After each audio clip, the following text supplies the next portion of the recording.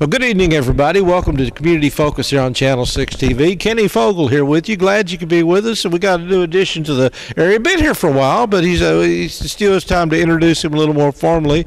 That's Father Menview here at St. Joe Parish. First of all, Father, welcome to the show. Appreciate you being here. Well, thank you for inviting me. It is a great privilege to be with people. Nice little cold morning this morning. Yeah, I can feel it from my face. Yeah. Well, you've been pretty busy. I mean, and the reason I know that is I've been talking to you about doing this interview, and you're working with school children. There's a funeral coming up. There's a wedding coming up. You stays pretty busy here at this church, or you do anyway. You know what? This is time for us to work. Christmas, Easter, that's how we were ordained. That's the expectation for us. And you know, normally people only go to church, some of them only go to church twice a year. So I think it's worth it to be busy, right? You know, and you made a point there. I remember a priest years ago when I was in the Air Force that his best sermon was always on Easter because he didn't know if he was going to get them back the rest of the year or not. So do you ever think about that? Do you think about, when you're on the altar, this may be the only time I get them this year. I've really got to do something. Really, I have thought about. I don't know who is sitting in the community in the assembly. So there may be people who only show up for one time, or maybe the person, a visitor from somewhere else, being here. So I try my best to serve them as best as I can. Maybe plant the seed today and grow up someday in the future. Just depend on the Lord, not me. Well, when you're writing a homily, I mean, what's going through your mind? I mean, sometimes it's like you're going to base it on what the gospel is, but sometimes are you trying to reach somebody out there that's maybe going through something special? You know what? Here's one thing. You normally, when you prepare a homily, you prepare a homily for a community in a particular area, location, with a very unique culture. So you need to know who are you going to talk to. So if you're preparing a homily here and you may be in, say, Boston, Massachusetts, it might be almost two different homilies. I have tried to use the same homily to preach in two different places. Did not work. Really? Yeah, because everything will be different. The atmosphere will be different. The church will be different. The community will be different. And even your feeling will be different. So it's better let the Holy Spirit work on you and be faithful to that. A little bit hard to prepare a homily for a place, but if you open up to the Holy Spirit, the Holy Spirit can help you out. Well, you've got a pretty big challenge because a lot of people, they're born around here and they're raised here, so they know the area, and this may be the only place they ever preach. But I mean, you've been all over the world. I mean, in Vietnam starting out, obviously, and I know you told me one time when you first got into this, you thought you were going to Germany. So you ended up in Bardstown, Kentucky. So you've had quite a trip. You know, on the way, on the day that I drove here, to settle in this assignment, I felt like I just arrived in the U.S. for the first time, even though by that time I had been in the U.S. for almost 6 years. So, and it doesn't need to be to a very different area like from Louisville to Bardstown. But even you move from one community to another, the setting will be very different. Yeah, because believe it or not, even a new community like we have in our diocese, St. Patrick, for example, that is a very new one. But they have their own culture. Yeah. Well, let's go around to the other side of the world for a few minutes. Obviously, say you're in Hanoi and you're giving. No, I am from Vinh. So how far is that from Hanoi? It is about 6 hours. Oh, really? Yeah. So. Okay, but say you're giving a homily there, and it's going to be a lot different than the homily you're going to give here. Of course, yeah. The political atmosphere will make a lot of difference. So there are vocabularies, there are words, terms that I cannot use over there, but I can use over here. And vice versa. How is political freedom in Vietnam now? Is it getting better? I mean, obviously, or is it still? I don't want to get you in trouble. I mean, if somebody back home sees this, I mean, is the Catholicism, Christianity being more accepted now? Yeah, it has been more accepted Hmm. in Vietnam. For example, like 30 years, 25 to 30 years ago, Hmm. in my diocese, every 2 years we have an entrance exam for those who want to enter seminary and want to become a priest, and the number is always limited to 18, 1-8. Now it's open to as many as we can. So Really? it depends on if we have uh, enough rooms for seminarian to stay, or if we have enough professor. Uh, but more important is if we have enough money. Yeah, that's very costly. Well, you Yeah. said your mom helped you, guide you a bit into getting into the seminary. Huh. Yeah, there is a question that sound like everybody want to know. Yeah. So my mom told me that she offered me to God to be a priest when I was in her womb. So before I was born. And I grew up, and every day people keep asking me, every day when I go to church or they see me on the street, people kept asking me, "Hey Ming, what did you want to do when you grew up?" And it just pop out of my mouth, I want to become a priest, without any idea how the priest life is going to look like. Yeah. So you still want to be a priest? That is very interesting question. So by the time I was in high school, it wasn't an attractive idea at all. Uh-huh. It wasn't an inspirational thing for me because I feel like I live with too much expectation. Yeah. People look at me, pointing finger at me, and want me to behave like a baby priest. Uh-huh.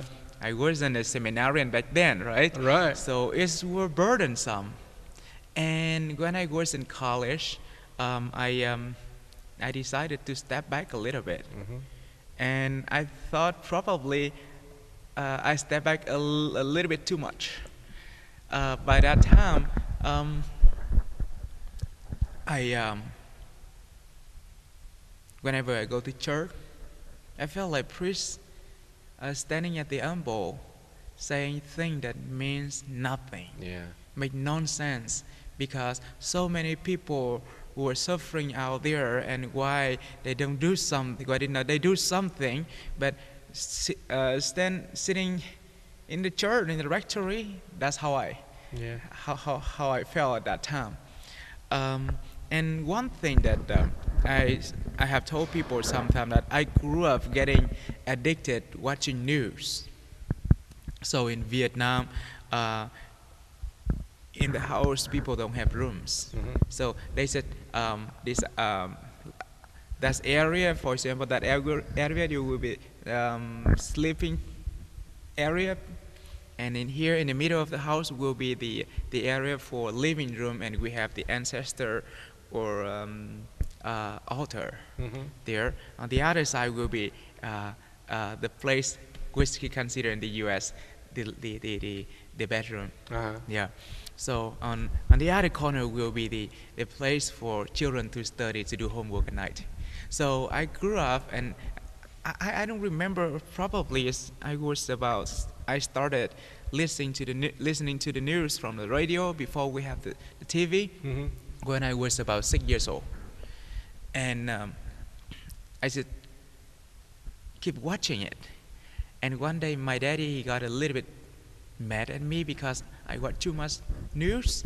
So he said, "Go and do homework." Well, I did. So I went to the corner, because as I said, the house, there's no room. Uh-huh. So you can hear the voice, the sound from everywhere. Yeah. So I placed a mirror in front of me, yeah. So I can watch the TV through the mirror, and of course you can hear the news, right? So and so when I was in college, the time that I decided to step back from Catholic Church, Mm-hmm. was in 2001 Mm-hmm. when I entered college. So, and I want to be I wanted to become a politician. So I just keep thinking that, well, I want to do something different. It wasn't to become a communist leader or working with the communist government. Just want to do something politically Yeah.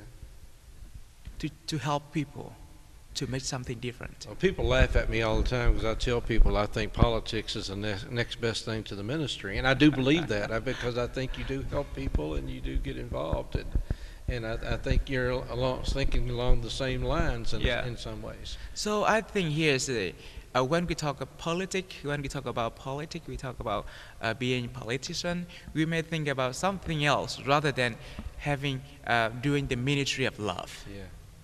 So become an instrument of God, of loving God to help people, right? So but back then I just wanna, I guess more about the become a revolutionist, right? We all want to be a little revolutionary sometime. Yeah, because we somehow we want to be a rebel, right? Yeah. But the more I get involved in it, it's not really getting really involved in any campaign, whatever, but keep talking and thinking and keep pondering in my mind the political idea. I feel like I get more aggressive, became an angry person. I kept doing it for about 2.5 years until one day I met a group of street children. So I still remember that afternoon on the way back from school, I saw them, and I don't know why, what motivated me. To be honest, I don't remember. Yeah. But I said, I want to hang around with them. So it took me a while. I feel a little bit hesitate because I did not know if they're gonna receive me or not, welcome me or not. But finally I did. I approached them and asked, hey, can I sit there with you guys? And they said, sure. And after introducing myself, name, where I'm from, for example, excuse me, then it turned out so well, and I was so surprised that they received me. They get me in. Yeah. And we became friends. I mean, immediately, I can say. But then they started asking me very profound questions, and they put a wonder in my mind that who is teaching them? They are street children. Where do they have those knowledge? How can they have that so profound questions in their mind? At that moment, I said, yeah, maybe someone is being with them. And who else that I can think of? The Lord, right? Must be the Lord's always with them, and He's leading them, educating them in a very special way that you and I do not know. But it wasn't the moment that I decided to become a priest. So, but I said, probably I just thought I want to do something for them. But what is that? It was so blurry at that point. At that time, I was studying anthropology, so I hang around a lot with the outcasts, beggars, street vendors who sell stuff on the street. I spent a lot of time hanging around with them, especially the street vendors. At first, we were about to ask them questions, but the more I asked them questions, the more I wanted to keep silent and to listen to them. For about 3 months, I followed them around from 3 p.m. to 3 a.m. She just following them, and whenever they take a break, just sit down and listen to them. And what surprised me was that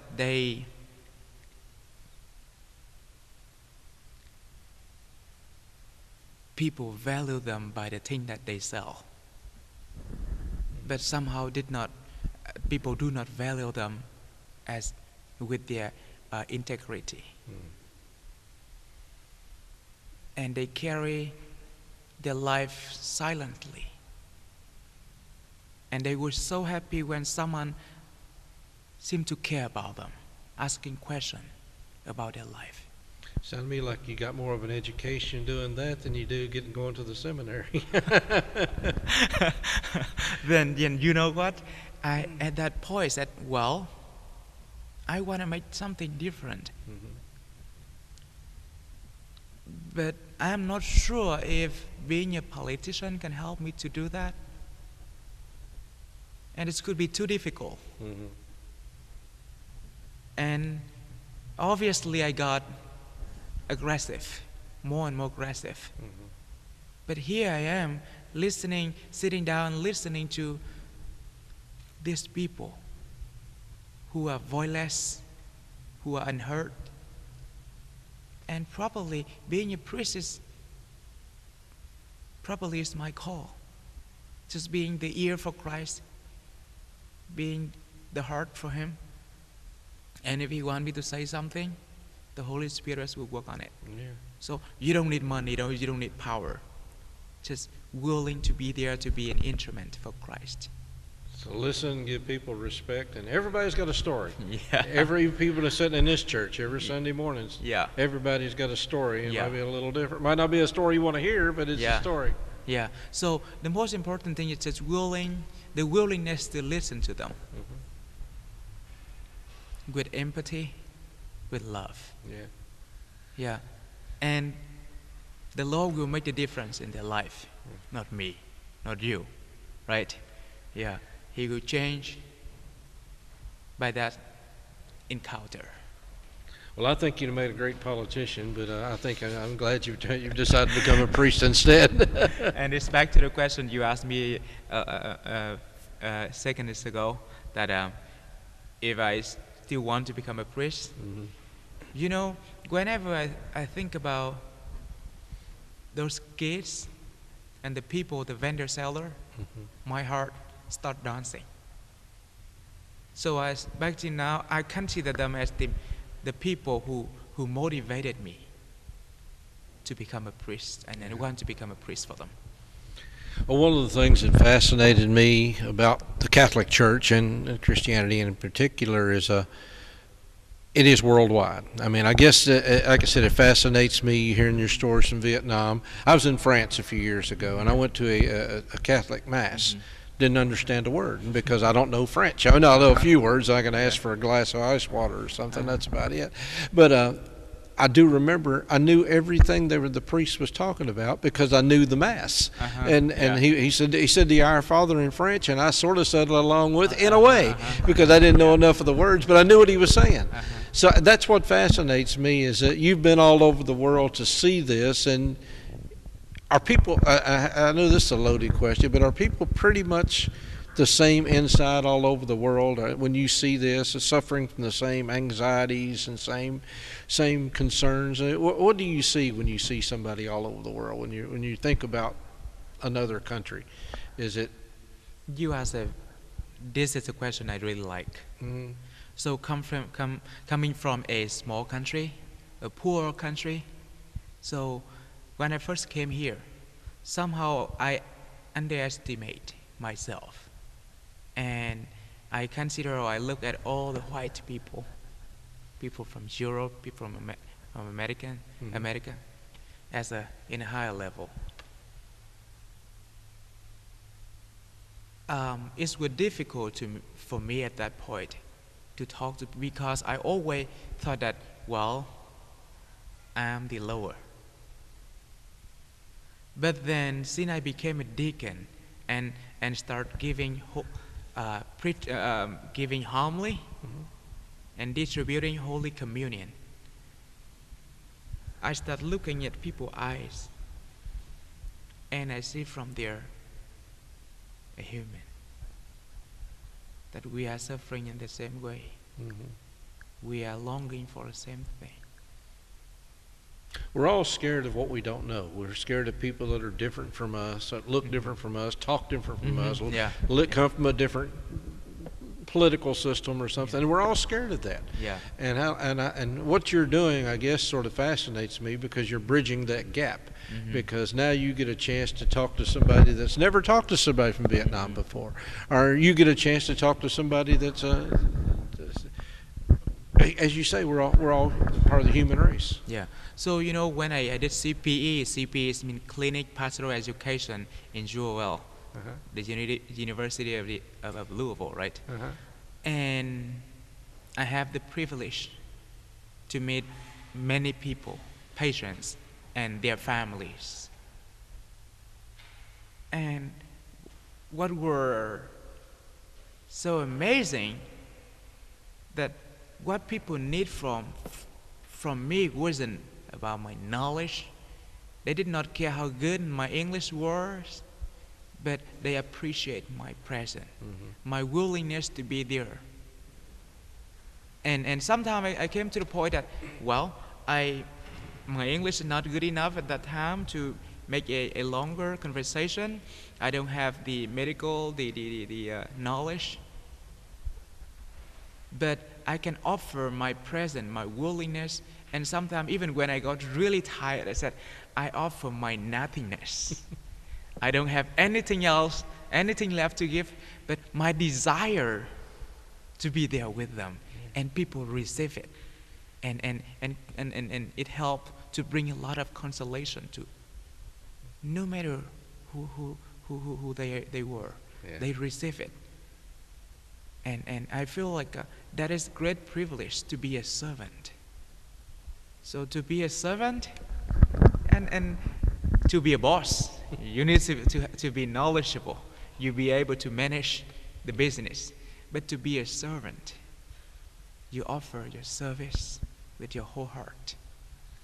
And it's come from your heart first. Well, like I said, I admire your bravery, and I don't mean by necessarily coming to a new country, but you're coming to a country you didn't know the language, and you had to go to school, you had to meet people. I mean, and I've been to other countries where I don't know the language, and it's very frightening because just simply asking directions is a hard thing to do. So you come a long way, and I guess you feel like you've got a long way to go, but you've come a long way, and you're in Bardstown, Kentucky now. It's quite a change. Yeah, in here, so we have 5 nursing home around, and we have a hospital, the Flash Hospital.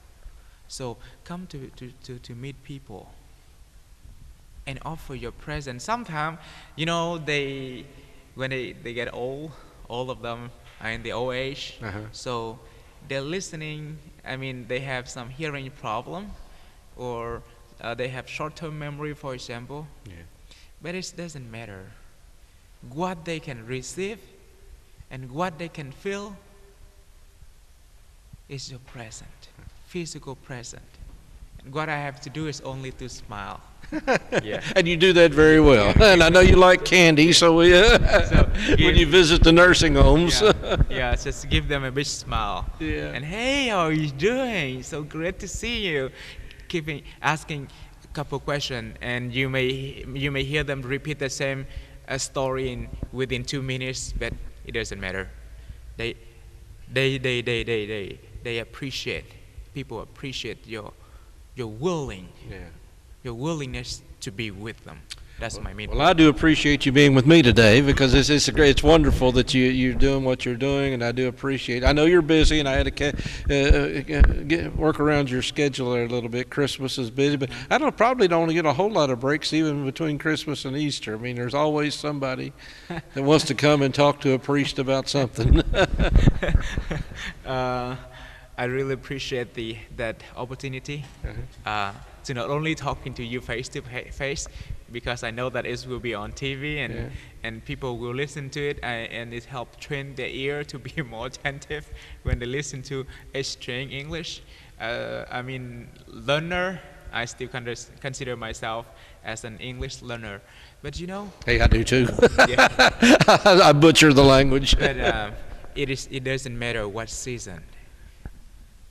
Every season is about the same, the season of love. So the season to serve.